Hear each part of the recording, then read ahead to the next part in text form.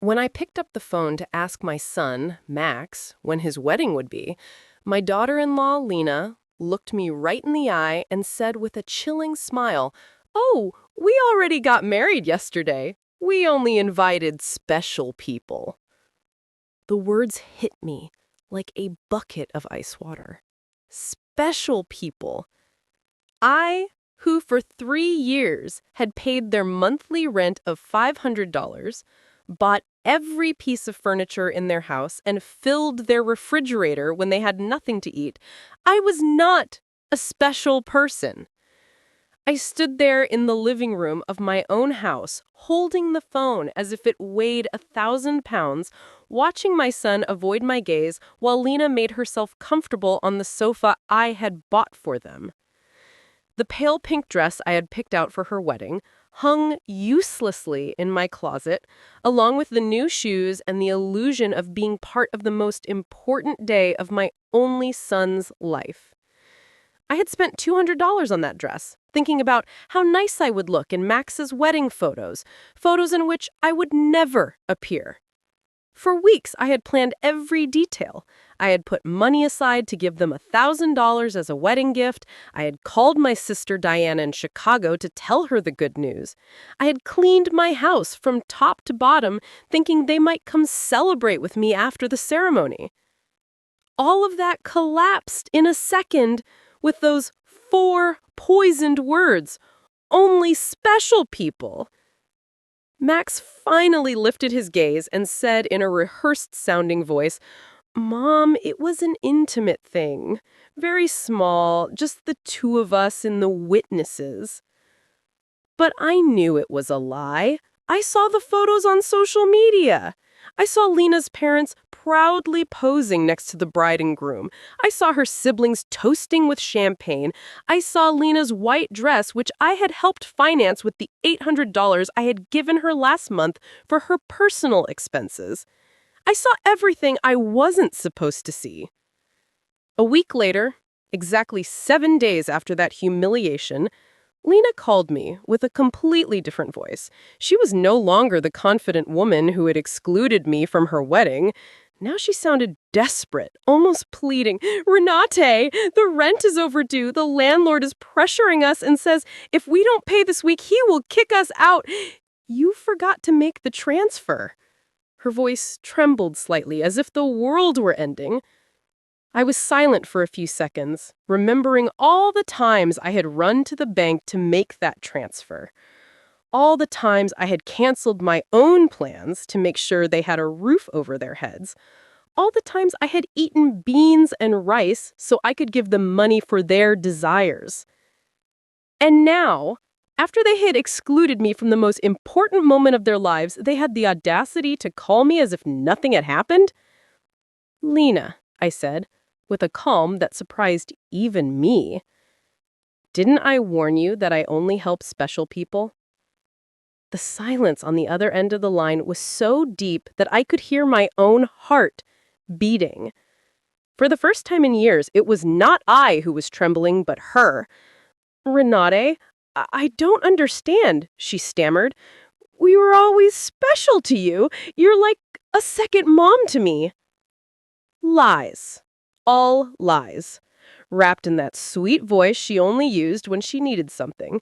The same voice she had used to ask me for money for the wedding dress, for the honeymoon, for the rings, which I had helped finance without knowing I would never see the ceremony where they were exchanged. For so many years, I had this constant feeling of walking on eggshells, weighing every word, every gesture, every gift, hoping to get a crumb of affection from my own son. I was the perfect mother, the obliging mother-in-law, the silent provider who never protested when they treated me like I was invisible. But that phrase, "only special people," awakened something in me that had been dormant for far too long. I had calculated in my head how much money I had spent on them in those 3 years. Between rent, food, gifts, emergencies, and whims, it was over $20,000. $20,000 I had taken from my retirement, from my savings, from the money my late husband had left so I could live my last years in peace. And what was all that for? To be treated like a stranger on my own son's wedding day? That night, after I hung up, I sat on my bed and cried. But they weren't tears of sadness. They were tears of anger, of accumulated frustration, of years of silently endured humiliation. I cried for all the times they made me feel that my love was a burden, my presence a hindrance, my money the only thing I had to offer. I cried for the foolish mother I had been, the woman who had lost herself trying to be indispensable to those who considered her dispensable. When I woke up the next morning, something inside me had changed. It was not just the pain of betrayal. It was something deeper, colder. I stood up and looked at myself in the bathroom mirror. The same tired eyes as always, the same wrinkles that told stories of years of giving love without getting it back. But there was something else in my gaze. A hardness I didn't recognize. A determination that had been buried under years of compliance. I went to the kitchen and made coffee, as I had every morning for 40 years. But this time, I didn't think about calling Max to ask how he had slept. I didn't check my phone in anticipation of a message from him apologizing for the previous day's humiliation. For the first time in a long time, I was my own first concern of the day. I sat at the table where I had so often planned surprises for them, counted bills for their expenses, and cried silently when they treated me with indifference. Now, this table would be a witness to something completely different. I took out my checkbook, my bank statements, and started to do the math. I wanted to see in exact numbers the extent of my own foolishness. Monthly rent of $500 multiplied by 36 months was $18,000. Food and supplies, approximately $200 a month, was another $7,200. Birthday gifts, Christmas gifts, anniversary gifts, at least $3,000. Lena's medical emergencies, $800. The car loan they never paid me back, $2,500. The air conditioner repair in their apartment, $600. The living room furniture, $1,200.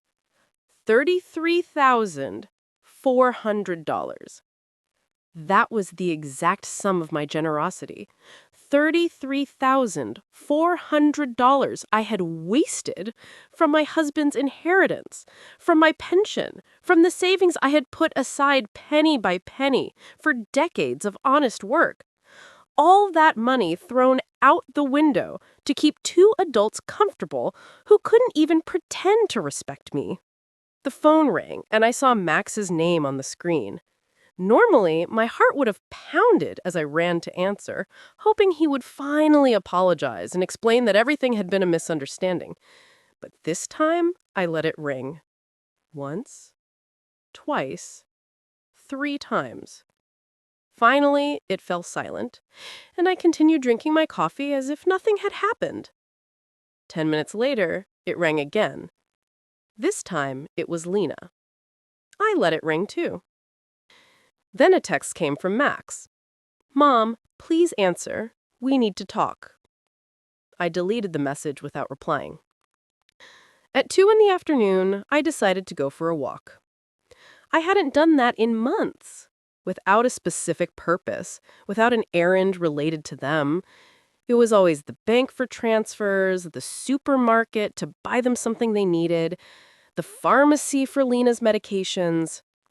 Today, I went for a walk just because I wanted to. I walked past the park where I had often taken Max as a child. I remembered that sweet boy who hugged me tight and said I was the best mom in the world. When had he become this man who treated me like an ATM with feelings? When did I start confusing love with money? When did I start to believe I had to buy my own son's affection? At the bank, where I had so often made automatic transfers, I stopped in front of the door. The branch manager, Mr. Klein, saw me through the glass and waved. I had known him for years. He had processed every one of my transfers to Max and Lena. He had watched my account drain month after month to fill theirs. I went inside and walked directly to his office. "Mr. Klein," I told him, "I need to cancel the automatic transfers I have programmed." He looked at me surprised. For 3 years, these transfers had been as regular as the sunrise. "Are you sure, Mrs. Richter? Did something happen?" His concern was genuine, more genuine than any interest Max had shown in me in recent months. "What happened is that I finally opened my eyes," I replied. "I want to cancel everything. And I also want information on how to protect my accounts. I don't want anyone else to have access to my money." While Mr. Klein processed the cancellations, my phone didn't stop ringing. Max, Lena, Max again. It was as if they had developed radar to detect when their source of income was in danger. I turned the phone off completely. "Mrs. Richter," Mr. Klein said as he handed me the papers, "I apologize for intruding, but in all these years, I have seen you be very generous with your family. I hope you are not being pressured to make these changes." His words touched me deeply. This man, who barely knew me beyond bank transactions, showed more genuine concern for my well-being than my own son. "I'm not being pressured, Mr. Klein. On the contrary, I have finally stopped pressuring myself." When I left the bank, I felt strangely light, as if I had left an enormous burden in that office. For the first time in years, my money was entirely mine. I had no financial obligations to people who saw me as a resource instead of a person. I went home and thought about all the things I hadn't done to please Max and Lena. The trips I hadn't taken to save money for them. The friends I no longer saw because I was always available for their emergencies. The hobbies I had given up because every dollar I spent on myself was a dollar less for their needs. When I got home, I found 3 cars parked in front of my door. Max's, Lena's, and one I didn't recognize. I could see movement inside my house through the windows. My blood ran cold. They had keys. I had given them keys because I trusted them, because I thought they would one day take care of me just as I had taken care of them. I took a deep breath before opening the door. It was time for the first real confrontation of my new life. I opened the door to my house and saw a scene I will never forget. Max was sitting on my sofa with his head in his hands. Lena was pacing back and forth like a caged animal. And an older man I didn't know was going through papers on my dining room table. My papers, my personal documents. "What is happening here?" I asked, in a voice that sounded louder than I expected. "What situation? I'm doing perfectly fine." Max finally lifted his head and looked at me with those eyes that once belonged to an innocent child and now only reflected financial panic. "Mom, we went to the bank and they told us you canceled all the transfers. Mr. Klein explained that you also blocked our access to your accounts. We don't understand why you did that." Mr. Feiser, a man in his 50s, in a gray suit and a smile that didn't inspire confidence, approached me with an outstretched hand. "Mrs. Richter, I am Dr. Feiser, a family law attorney. Your children are concerned about your mental well-being and have asked me to assess the situation." I didn't shake his hand. Instead, I went directly to my dining table and collected all my documents that he had been reviewing without my permission. "These are my private papers. You have no right to look at them without my consent." "Mom," Max interjected with that condescending voice he had perfected in recent years, "we're worried about you. Your behavior has been very strange lately. First, you financially cut us off without an explanation. Then, you don't answer our calls. We think you might need professional help." Lena approached and tried to take my hand with that fake tenderness she reserved for moments when she needed something. "Renee, honey, we know you're under a lot of stress. Maybe the loneliness is affecting you more than you think. At your age, episodes of confusion are normal." The word confusion echoed in my head like an alarm bell. Now I understood why they had brought the lawyer. It wasn't about helping me. It was about declaring me mentally incompetent and taking control of my finances. The same woman who had told me they only invited special people to their wedding was now treating me like a senile old lady. "I am not confused," I said with a firmness that silenced everyone. "I am clearer than I have been in years. And you are going to leave my house right now." Mr. Fisher interjected with that professional voice lawyers use when they want to sound reasonable. "Mrs. Richter, I understand you feel overwhelmed, but your children have a right to intervene if they believe your ability to make financial decisions is impaired. They have documented several concerning behaviors." Concerning behaviors. The laugh that came from my throat was hoarse, almost cruel. Like what? Deciding that my money belongs to me? Deciding to no longer finance the lives of two adults who treat me like trash? Lena jumped up as if I had slapped her. "We never treated you badly. You are part of our family. Everything you have will belong to us one day anyway. We are just speeding up the process." There was the naked, unvarnished truth. Everything I had would one day belong to them. In their minds, I was already dead, and they were just collecting their inheritance in advance. It didn't matter if I had 70 years or 70 days left. To them, I was just an ATM with legs that had become problematic. "Out," I said, pointing to the door. "All three of you get out of my house." Max stood up, with that angry, childlike face he made when he didn't get his way. "Mom, we can't just leave. We have obligations. The rent, the car payments, the credit card you co-signed for. You can't just cut us off from one day to the next." "I can't?" My voice rose for the first time in the entire conversation. "Who says I can't? For years, I have paid rent that wasn't even in my name. I filled a refrigerator in a house where I was not welcome. I financed a life that clearly had no place for me." Mr. Fisher took a folder from his briefcase and placed it on my table. "Mrs. Richter, we have prepared some documents that could facilitate this transition. A power of attorney that would allow Max and Lena to manage your finances more efficiently. This would just be temporary until you feel better." I took the folder and, without even opening it, threw it directly into the trash can. "The only transition that is going to happen here is yours to the front door." Lena started to cry, but they weren't tears of sadness. They were tears of frustration, of contained rage. "You can't do this to us, Renee. We were counting on you. We made plans based on your support. We bought things, we took on financial obligations because we knew we could count on you." "Obligations based on my money?" I replied. "Not on my well-being, not on my happiness, not on my company, just on my money. And now that I've decided that my money is better used in my own life, I am suddenly a confused old woman who needs legal guardianship." Max tried to approach me, but I took a step back. He was no longer the boy who ran into my arms when he had nightmares. He was a 35-year-old man who saw his mother as an obstacle between himself and a comfortable life financed by others. "Mom, we made mistakes," he said in a voice that was supposed to sound remorseful. "The wedding was a misunderstanding. Lena was nervous. I was under pressure. We can fix this if you just become reasonable again." Reasonable? The word tasted bitter in my mouth. Being reasonable means continuing to pay for your life while you treat me like a stranger.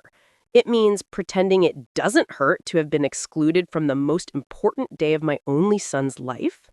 Mr. Fisher packed his papers with the efficiency of someone who is used to having proposals rejected. "Mrs. Richter, this is not over. Your family has legal options. If you are indeed making irrational decisions due to mental health problems, a judge can determine that you need guardianship." His words were like a blow. I realized this was not just a manipulative family visit, it was a real legal threat. They wanted to declare me incompetent to manage my own affairs. Mr. Fisher, I said, looking him directly in the eyes, I suggest you do your research thoroughly before you threaten a 70-year-old woman who has managed her finances flawlessly for 40 years, who raised her son alone after the death of her husband, who ran a household and worked honorably until retirement, and who, until last week, financed two completely capable adults. Lena stopped crying and looked at me with a coldness that finally showed her true face. This won't stay like this, Renaid. We have rights and lawyers too. Perfect, I replied. Hire all the lawyers you want, with your own money, of course, because mine is no longer available to finance your legal tantrums. The three of them walked to the door with the wounded dignity of people who are not used to being told no. Before he went out, Max turned to me one last time. Mom, this is going to end very badly for you.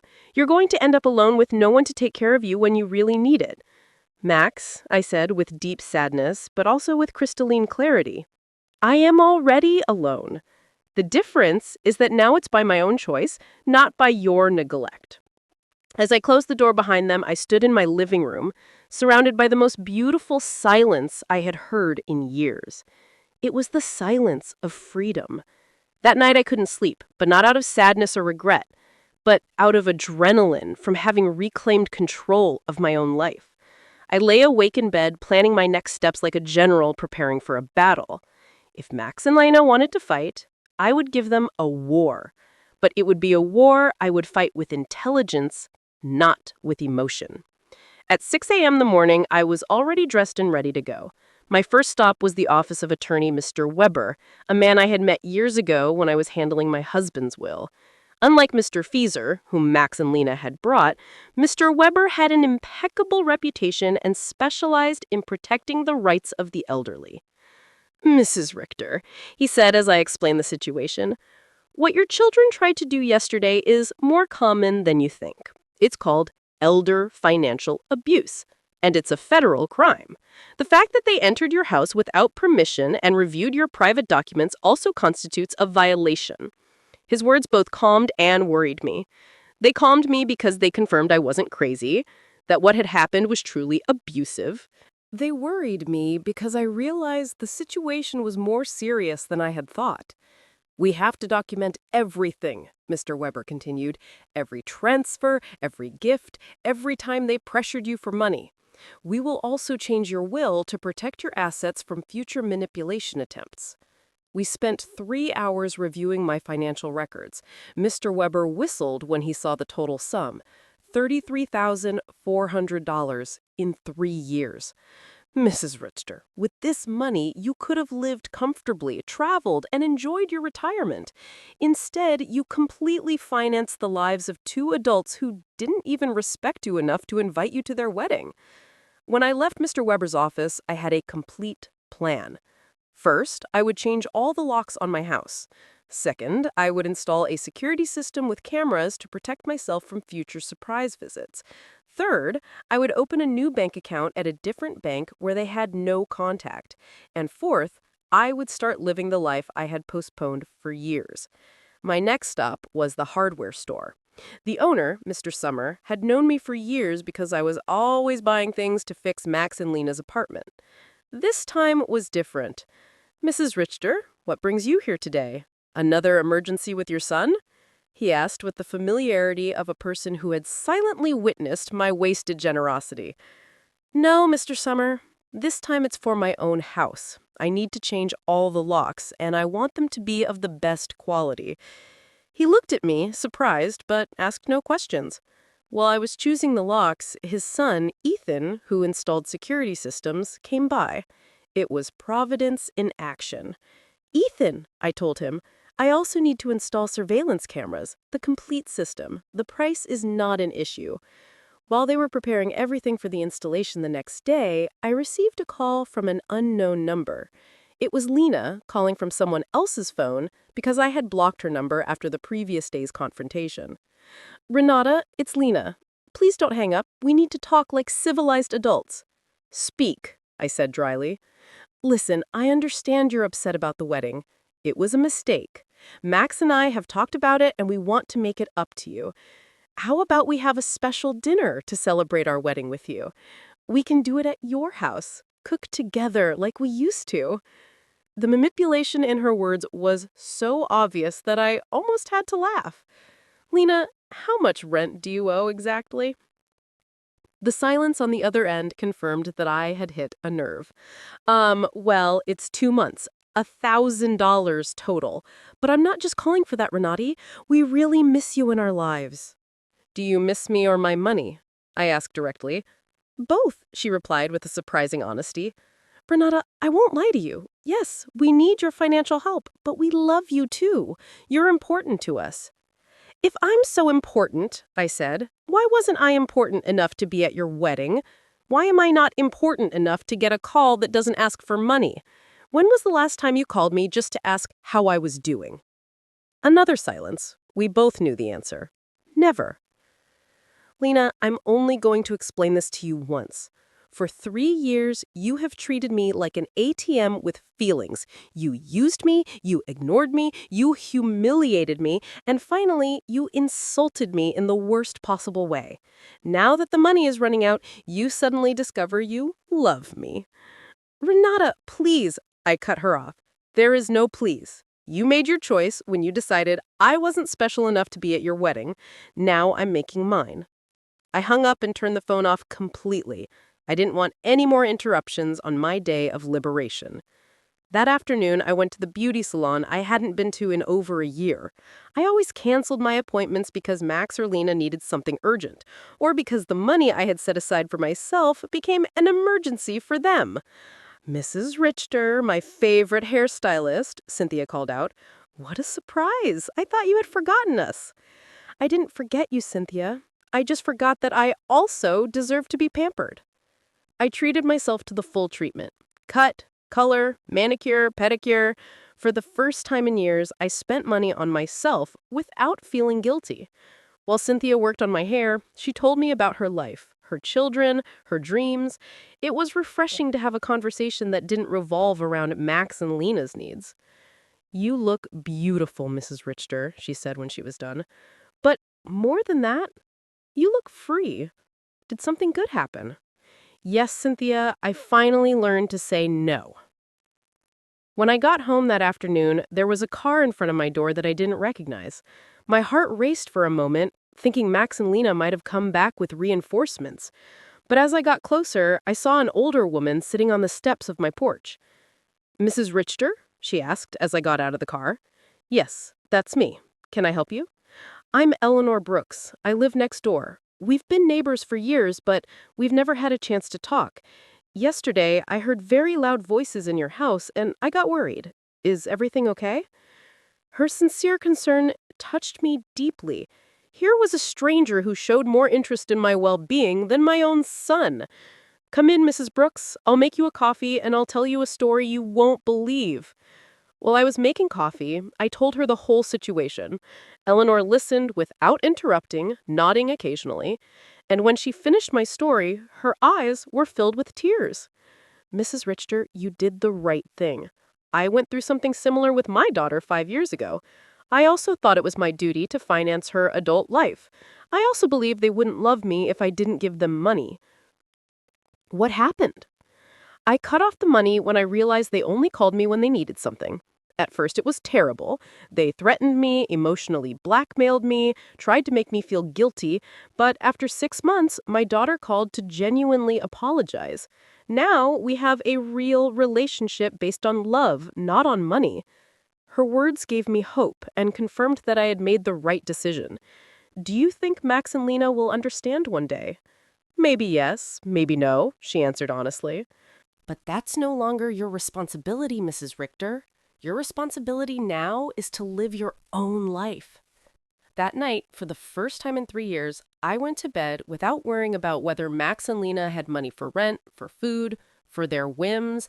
I went to bed thinking about myself, my plans, my future, and I slept better than I had in years. The next day, Ethan and Mr. Summer came at 8 in the morning to change the locks and install the security system. While they worked, my phone didn't stop ringing from unknown numbers. Lena was still trying to contact me from different phones, but I had developed a new skill, completely ignoring calls that didn't suit me. "Mrs. Richter," Ethan said as he installed the cameras, "this system will give you absolute peace of mind. You can see from your phone who is coming to your house, even when you're not here. And if someone breaks in without permission, an alert is automatically sent to the police." The irony was not lost on me. I was installing a security system to protect myself from my own son, but it didn't hurt as much as it used to. It was simply a practical measure to maintain my newfound peace. While they were working, I decided to do something I hadn't done in years: call my sister Diana in Chicago. We had lost touch because every time we talked, I would tell her about Max and Lena's successes, about how much money I had spent on them, about how proud I was to be able to help them. I now realize that our conversations had become financial reports disguised as family news. "Renate?" Diana answered, surprised. "Sister, how are you? We haven't spoken in months." "I'm good, Diana. Better than good. I'm calling you to tell you that I've finally come to my senses." I told her the whole story from the beginning: the secret wedding, the humiliation, the visit with the lawyer, my decision to cut off the funding. Diana listened to me in silence, and when I was done, her answer surprised me. "Renate, sister, it was about time. Every time we spoke, it broke my heart to hear you brag about how much money you gave them, as if love could be measured in dollars. I wanted to tell you something, but I didn't know how. What did you want to tell me?" "That Max never spoke lovingly about you when I saw him at family gatherings.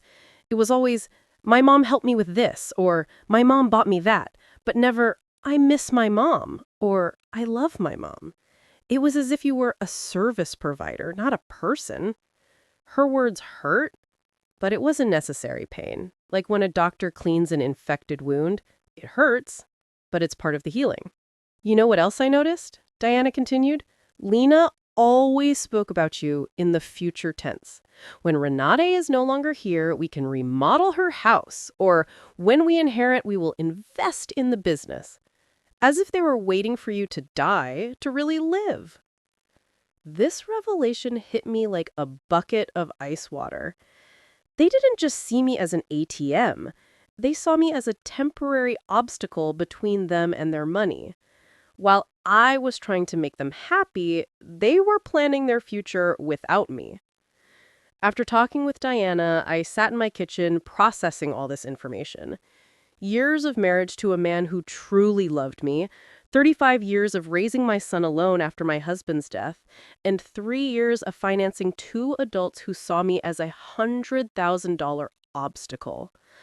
The doorbell rang, and on the new cameras, I saw it was Eleanor with a mug in her hands. I opened the door, and she handed me a fresh brewed coffee. "I thought you might need some company after everything you told me yesterday," she said with that sincere smile I had already come to appreciate. We sat in my living room, and Eleanor told me more details from her own experience. "My daughter said the exact same thing to me that Lena says to you. 'You're like a second mom to me. We're special to you. Everything will be ours one day anyway.'" Those are rehearsed phrases, Mrs. Richter. They learn them from the Emotional Manipulation Handbook. "Do you think such a handbook exists?" I asked, half jokingly. "Not officially, but it seems everyone reads from the same book. Chapter 1 is Make Her Feel Indispensable. Chapter 2 is Create Constant Financial Emergencies. Chapter 3 is When She Resists, Question Her Mental Health." We laughed, but it was a bitter laugh. It was both funny and tragic to recognize such predictable patterns in our own children's behavior. "Did you ever feel guilty for cutting off the money?" I asked Eleanor. "Every single day for the first 3 months," she answered honestly. "But then I started to see the results. My daughter had to get a second job. Her husband stopped playing golf every weekend and started looking for extra work. They learned to live within their means. And more importantly, they learned that I was a person, not a resource." The cemetery was quiet and beautiful. Robert's grave looked a bit neglected because I hadn't been there to clean it in months. I sat on the grass next to his headstone and talked to him as if he were alive. "Robert, my love, I think I lost myself for a while. After you left and put all my energy into Max, I wanted to be the best mother in the world, thinking somehow he would grow up without a father, but I think in the process I forgot to be myself. The wind blew gently, and for a moment I felt like he was listening to me. Our son has become someone I don't recognize. Or maybe he was always like this and I didn't want to see it. His wife is, well, you know how she is. The money you left for me to live peacefully, I spent it taking care of them. But not anymore, my love. I have learned. I cleaned his grave, replaced the withered flowers with new ones, and stayed there for another hour, simply enjoying the peace. For the first time in years, I was not in a hurry to get home to solve a crisis for Max and Lena. When I got home, there were 3 cars parked in front of my door again. My heart raced, but this time I was prepared. The cameras showed me that it was Max, Lena, and 2 other people I didn't recognize. Everyone seemed agitated, talking to each other and pointing at my house. I didn't get out of the car. Instead, I called Mr. Weber, my lawyer. Mr. Weber, they're at my house again. This time, they've brought more people. What should I do? Don't get out of the car, Mrs. Richter. I'll be there right away and I'll call the police. After our conversation yesterday, I requested a temporary restraining order. They are not allowed to be on your property. Minutes later, Mr. Weber and 2 police patrol cars arrived. I watched the officers talk to Max and Lena, saw my son gesticulate angrily, saw Lena crying again, but this time her tears did not move me. One of the officers approached my car. Ma'am, you can get out safely. Your visitors are going to leave immediately. As I got out of the car, Max shouted at me from the street. Mom, this is ridiculous. We're your family. You can't call the police on your own son. Max, I replied, with a calm that surprised even me. Family doesn't threaten lawsuits for mental incompetence.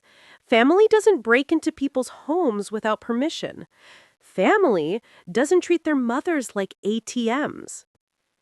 Lena screamed from across the street. You're going to pass everything you owe us. We have bills you co-signed for. You can't just abandon us like this. Mr. Weber interjected. Mrs. Brooks, any future communication must be through my office, and I suggest you consult with an attorney before making collection threats, because my client has full documentation of all the payments she voluntarily made for 3 years. I watched them drive away in their cars, defeated, but not giving up. I knew this wasn't over, but for the first time in this situation, I felt confident. I had professional help, I had emotional support from Eleanor, and, more importantly, I had mental clarity about what was right and what was wrong. That night, Eleanor invited me to her house for dinner. I met her daughter, who was visiting, and I was able to see with my own eyes what a healthy family relationship looked like. They spoke respectfully to each other, asked sincerely about each other's lives, and laughed together. The daughter didn't ask for money once the entire evening. I wanted that with Max, too, I confessed to Eleanor after her daughter had left. And maybe you'll get it one day, she replied. But first, he has to learn that you are a person who deserves respect, not just a source of income. For the first time in weeks, I went to bed feeling hopeful about the future. The next few days were strangely peaceful. The surveillance cameras showed me that Max and Lena were driving past my house several times a day, sometimes slowly, sometimes they parked for a minute, but without getting out. It was as if they were studying my routine, looking for the perfect moment for their next move. Mr. Weber had advised me to document every one of these visits, so I kept a detailed log with the date and time.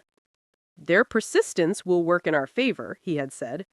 Every time they show up after we've told them not to approach, it strengthens our case for a permanent restraining order. On Friday morning, I was calmly having breakfast when the doorbell rang. The camera showed me a very well-dressed young woman with a folder in her hands and a professional smile.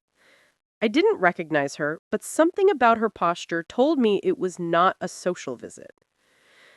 Good morning, Mrs. Renati Richter, I am a social investigator from the Office of Senior Services. We have received a report that you may be in an at-risk situation and we need to conduct a wellness check. My blood ran cold. Max and Lena had escalated the situation. It was no longer just threats from private lawyers. Now they had involved the government. Can I see your ID? I asked, trying to stay calm. Of course. She showed me an official ID that looked genuine. I am social worker Mrs. Schmidt. Can I come in and talk to you? I let her in, knowing that a refusal would have been worse for my case. She had always been skilled at manipulating words to get what she wanted.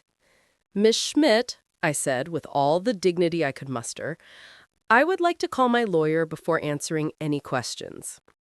Ma'am, this is not a legal interrogation. It's a wellness check. If you have nothing to hide, it should not be a problem to speak with me. The phrase, if you have nothing to hide, infuriated me. It was the same logic abusers use to justify their invasions. If you're innocent, you shouldn't complain about your privacy being violated. Miss, I am calling my lawyer. You can wait here or come back another day. That I will not answer any questions without legal representation present. I called Mr. Weber, and he was there within 20 minutes. When he came in and saw the social worker, his expression hardened. Miss Schmidt, he said after checking her ID, I hope you have a court order to be here, because my client is under my legal representation, and any unauthorized investigation constitutes harassment. Sir, Mrs. Schmidt replied with less confidence than before, we have reports from concerned family members about the lady's well-being. It's our duty to investigate. What family? Mr. Weber asked dryly. The same family that tried to get her to sign a power of attorney without representation. The same family that broke into her house without permission and checked her private documents. The same family that excluded her from important events while living off her money. Mr. Weber took a folder from his briefcase and placed it on the table.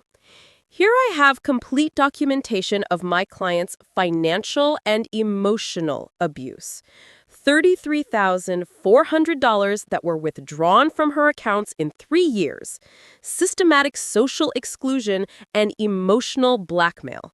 If someone needs to be investigated here, it is not my client. Mrs. Schmidt reviewed the documents with growing discomfort. It was obvious that the information she had been given did not match the reality she had in front of her. Mrs. Artor, she said finally, can you explain to me why you so abruptly stopped financial support for your son? Because I finally discovered they were using me, I replied simply. Because I realized that to them, I wasn't a mother, but a bank account. Because I was tired of financing the lives of people who saw me as an obstacle. But don't you feel it's your responsibility to help your family? The question outraged me.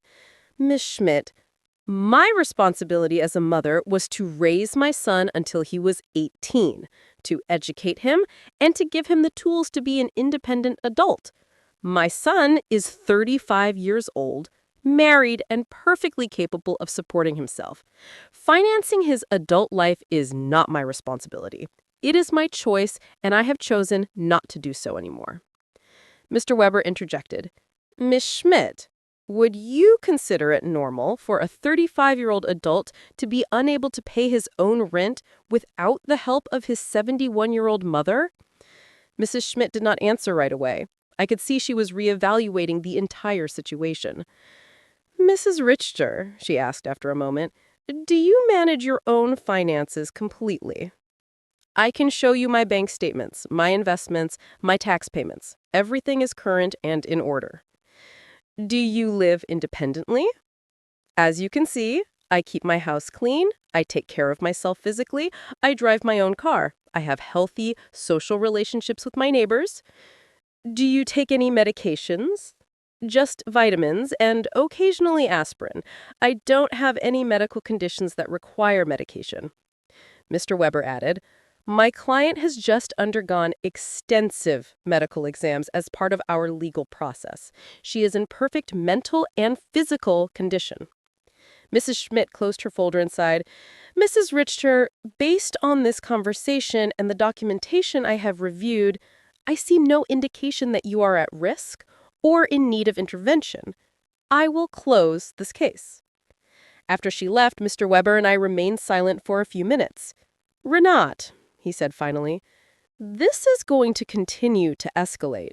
Max and Lena are spending money they don't have to hire professionals to try to have you declared incompetent. Does that mean they're desperate? It means exactly that. What else can they do? They can file a lawsuit for incompetence. It's expensive and hard to win. But if they find a sympathetic judge and a psychiatrist willing to testify in their favor, they could get a guardian assigned. The thought terrified me. They could take control of my money. They could try, but we have solid evidence that you are completely competent and that they're motivated by greed and not by genuine concern. That afternoon, I called Diana to vent. Sister, she said after hearing my story, do you notice how far they are willing to go for money?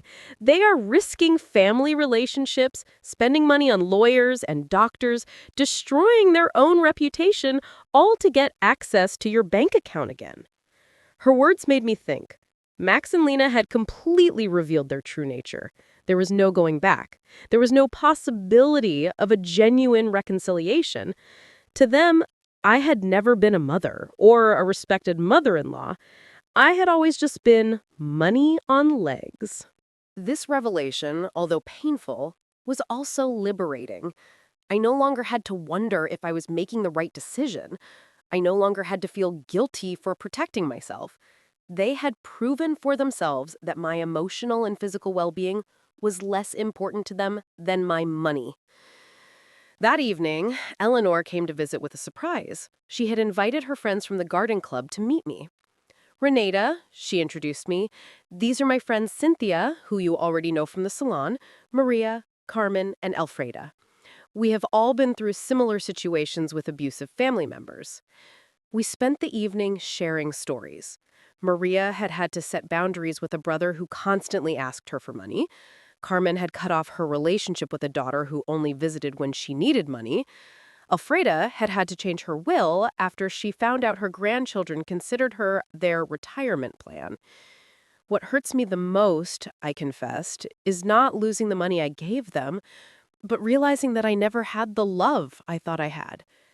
Renata, Elfreda said with the wisdom of her 80 years. True love cannot be bought or sold. If you had to pay for it, it was never real. Her words were a balm for my wounded soul. She was right. I had bought attention, not love. I had financed an illusion. You know what I've discovered? I said to my new friends, that loneliness surrounded by people who don't love you is worse than being lonely on your own. At least now, when I am alone, I am in good company. Everyone laughed and we toasted to our newfound wisdom. That night, after my new friends had left, I sat in my garden thinking. The stars shone brighter than ever, or perhaps I was seeing them with clearer eyes. For the first time in my adult life, I was completely alone financially. I had no dependents, no financial obligations to anyone but myself. And instead of scaring me, this reality excited me. I could travel when I wanted, I could remodel my house, I could buy myself nice clothes, I could donate to charities that were important to me, I could invest in my own future instead of financing the present of ungrateful people. Freedom tasted like hope, and for the first time in years, I wanted to plan my future. A month after the psychiatrist visit, I thought I had finally won the war. I had settled into a beautiful routine. I calmly had breakfast and read the newspaper. I tended to my garden, had lunch with Eleanor, one of my new friends, and in the afternoons, I devoted myself to activities I had given up for years. I had started painting again, something I was passionate about before I became Max and Lena's personal financier. But on a Thursday morning, while I was painting flowers on my new easel, Mr. Weber came to my house with a grim expression that made my blood run cold. Renata, we need to talk. Max and Lena have filed a formal lawsuit for mental incompetence in family court. They are requesting to have a legal guardian assigned to you. The words fell on me like stones. I knew it was a possibility, but hearing it out loud made it terrifyingly real. Does that mean they can take control of my money? If a judge determines that you are unable to manage your affairs, yes, he could place Max as your legal guardian, which would give him full control over your finances. I sat down heavily on my sofa, feeling the weight of the deepest betrayal I had experienced in my life. My own son was trying to legally declare me incompetent to steal my money? Mr. Weber, what evidence could they have? You yourself have seen that I am completely competent. They have statements from 3 witnesses who claim you have behaved erratically with your medications. They also submitted unpaid doctor's bills that you supposedly didn't pay and medications that you supposedly hoarded without taking them. But that's a lie. I don't have any outstanding doctor's bills or hoarded medications. I know, Renata, but they have fabricated convincing evidence. They also have the statement from Dr. Lehman, who states that you refused to cooperate with a psychiatric evaluation, which they interpret as proof of mental decline. The manipulation was diabolical. They had turned my refusal to undergo an unnecessary exam into proof of a mental illness. They had used my instinct to protect myself from them as proof that I needed protection. Who are the 3 witnesses? Mr. Weber looked through his documents. Lena, of course, a neighbor named Mr. Davis, and someone who claims to be your pharmacist, Mr. Green. Mr. Davis was the neighbor across the street, an unpleasant man who had always had problems with me because my friends sometimes parked in front of his house. Mr. Green was indeed my pharmacist, but I didn't understand what he could have against me. I need to talk to Mr. Green, I told Mr. Weber. Something's not right. We went to the pharmacy together that afternoon. Mr. Green received me surprised and nervous. Mrs. Richter, it's good to see you. How are you, Mr. Green? I was told you signed a statement saying I show erratic behavior with my medications. His face turned red as a tomato. Mrs. Richter, your daughter-in-law came in a few weeks ago and asked about your medications. She said she was worried because you were acting strangely. And what did you tell her?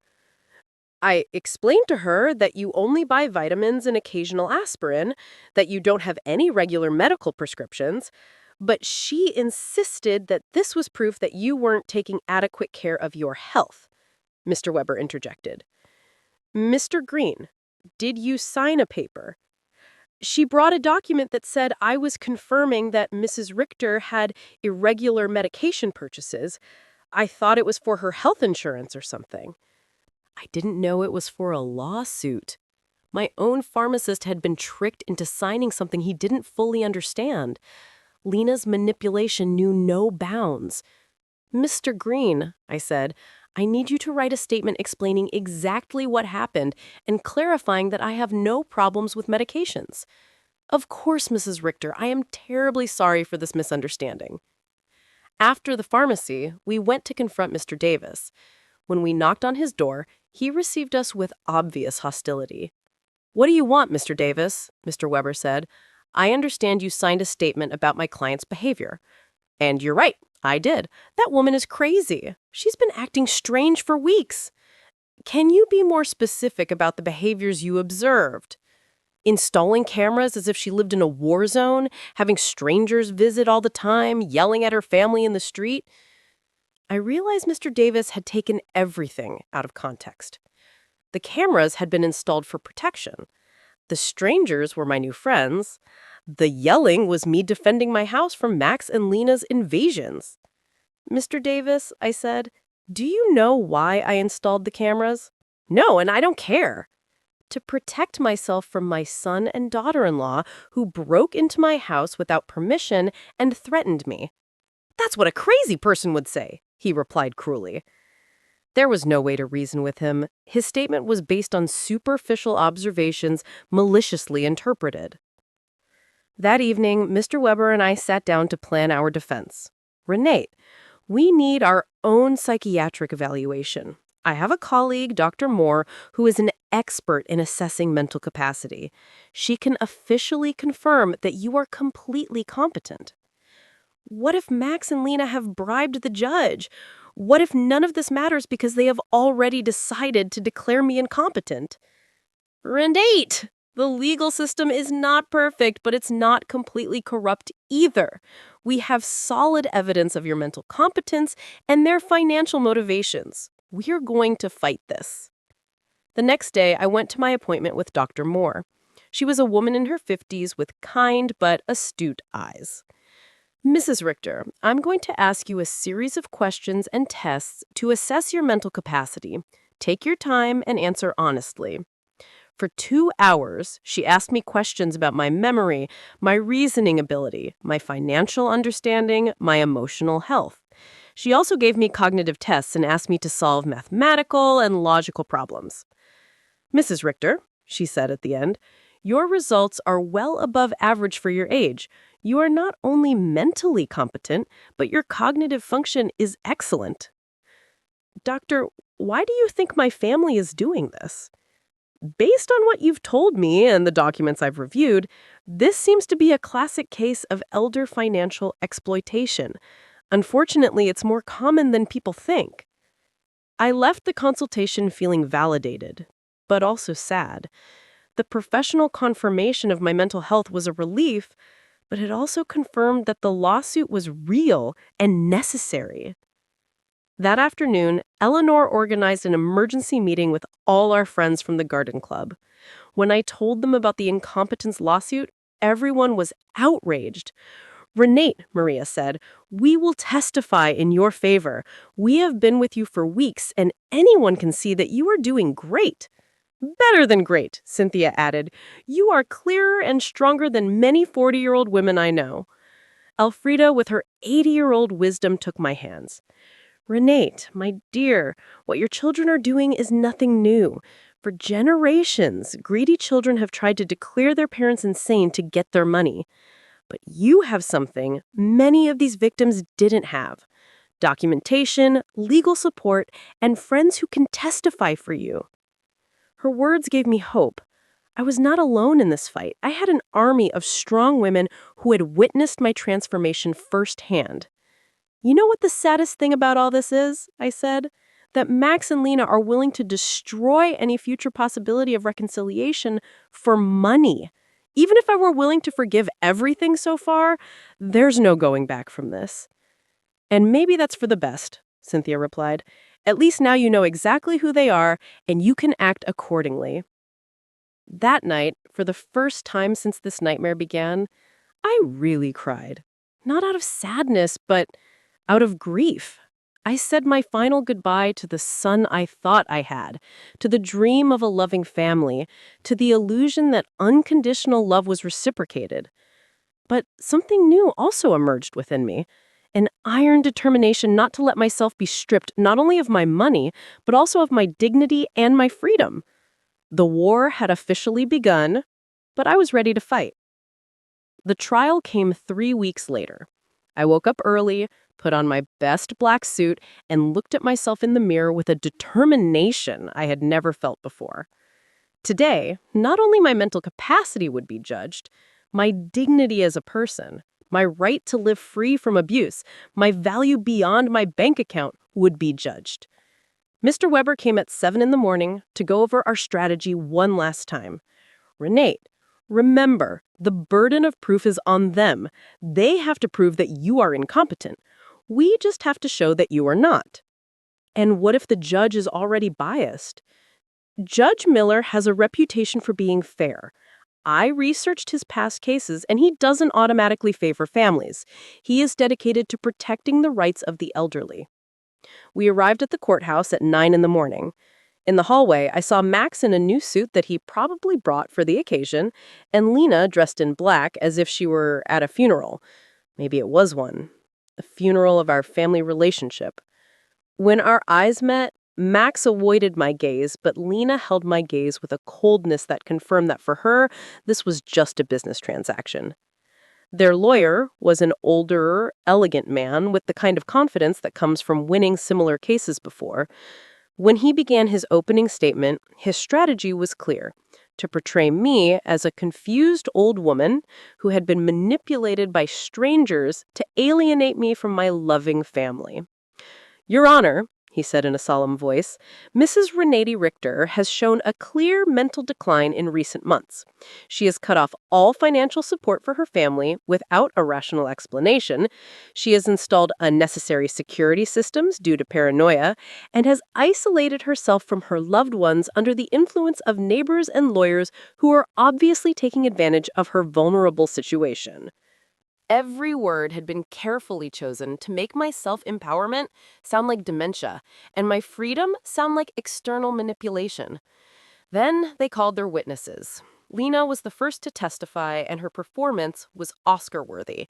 She cried as she described how I had completely changed, how I had become hostile and paranoid, how I had isolated myself from the family that loved me. "Your Honor," she said in a trembling voice, "Renati has always been like a second mom to me. Seeing her mental decline has been devastating. We just want to help her get the care she needs." Lies wrapped in convincing tears. When Mr. Weber cross-examined her, the cracks in her story began to become visible. "Mrs. Schuster, can you tell the court when was the last time you called my client without asking for money?" Lena stammered. "Well, we always talked about many things." "Can you give me a specific date?" "I don't remember exact dates." "Is it true that you and your husband got married without inviting my client?" "It was a very small ceremony." "Is it true that when my client asked about the wedding, you told her that you had only invited special people?" Lena's face turned red, but those words were taken out of context. "What would be the right context to tell your mother-in-law that she is not a special person?" She couldn't answer convincingly. Max was next. Seeing him on the witness stand swearing to tell the truth while preparing to lie about my mental health was one of the most painful moments of my life. This was the boy I had raised alone, the one I had dedicated my entire life to. "My mom has always been very generous with us," he testified, "but lately she has become erratic and irrational. We believe she is being manipulated by people who are taking advantage of her." When Mr. Weber cross-examined him, the mask fell completely. "Mr. Richter, how much money have you received from your mother in the last 3 years?" "I don't know the exact amount." "Does $33,400 sound about right?" "Maybe. She's always been generous." "And how many times have you visited your mother without asking her for money?" The silence was deafening. "Is it true that you and your wife broke into my client's house without permission and checked her private documents? We were worried about her." "Is it true that you brought a lawyer to pressure her into signing a power of attorney?" "We wanted to help her manage her finances." "Do you, at 35 years old, need the help of your 71-year-old mother to pay your rent?" Max couldn't answer with dignity. Mr. Davis testified about my supposed erratic behaviors, but when Mr. Weber asked him for details, he admitted that he had never spoken to me directly and that all his information was based on superficial observations. Dr. Lehman testified that my refusal to undergo an evaluation was proof of mental decline. But Mr. Weber submitted the documentation of our evaluation with Dr. Moore, which completely refuted his conclusions. Then it was our turn. Mr. Weber first called Mr. Green, my pharmacist, who explained how he had been tricked into signing a statement that distorted my medication buying habits. Dr. Moore testified about my excellent mental state and presented the results of the cognitive tests, which had been flawless. Mr. Summer from the hardware store testified about my mental competence and explained that my decisions to cancel automatic transfers were completely rational and had been processed correctly. Eleanor and my friends from the garden club testified about my clarity, my newfound vitality, and my ability to maintain healthy social relationships. Finally, it was my turn to testify. I stood up with dignity and walked to the witness stand, feeling the weight of 71 years of experience, of wisdom gained through pain, of strength discovered in adversity. Mr. Weber guided me through my testimony, letting me tell my whole story. Your Honor, what we have seen here is not the case of an incompetent old woman, but that of a woman who has finally found the strength to free herself from years of financial and emotional abuse. The plaintiffs have presented no real medical evidence of mental incompetence. What they have presented is frustration because their source of income has decided to exercise her legal and moral right to protect her own resources. Judge Miller retired to deliberate for 2 hours that felt like 2 years. When he came back, his expression was serious but clear. After reviewing all the evidence presented, he began, "It is obvious to this court that Mrs. Renati Richter is in full possession of her mental faculties. Professional psychiatric evaluations confirm her cognitive competence. Her financial decisions, as painful as they may be for her family, are completely rational and within her rights." My heart began to beat faster. Furthermore, the judge continued, the evidence suggests that this lawsuit is motivated by financial interest rather than by genuine concern for Mrs. Richter's well-being. The court completely denies the request for guardianship. I had won. I had not only won the lawsuit, but also my freedom, my dignity, my right to live free from the abuse of those who supposedly loved me. When we left the courthouse, I saw Max and Lena talking angrily with their lawyer. Lena gave me a look of pure hatred before she walked away. Max looked at me one last time, and for a second, I saw something that could have been regret, but it was already too late. That night, Ella Margnet organized a celebration at my house with all our friends. We toasted to justice, to freedom, to the sisterhood of strong women who support each other. Renata, Alfreda told me, "Today, you didn't just win a trial, you won back your life." She was right. For the first time in years, the future was completely mine. I could travel, I could love, I could create, I could live without fear, without guilt, without manipulation. 3 months later, I sold my house and moved to a beautiful apartment near the city center. I donated half of my money to organizations that protect the elderly from family abuse. With the other half, I began to live the life I had always wanted. I traveled through Europe, took art classes, and joined volunteer groups. I never heard from Max and Lena again. I heard from others that they had to move to a smaller apartment and that Lena had found a job for the first time in years. Perhaps the adversity would teach them what my generosity never could: the value of honest work and independence. Some nights when I look at the stars from my new balcony, I think about the woman I was a year ago. Fearful, manipulated, believing I had to buy love. That woman is dead. And in her place, someone has been born who has understood a fundamental truth. True love never has a price, and freedom is never too expensive. My name is Renati. I am 72 years old, and I have finally learned that the most important person I have to love and protect is myself. If you liked my story, you can support me by making a donation so I can write more stories. Thank you in advance. And you, what would you do in this person's place? I would love to hear your opinion, so please share it with me in the comments. I'm always curious about what you all think. And also write me where you heard this story. For more life stories like this, like the video and subscribe to my channel. There are many other stories waiting for you. With heartfelt greetings, until next time, M.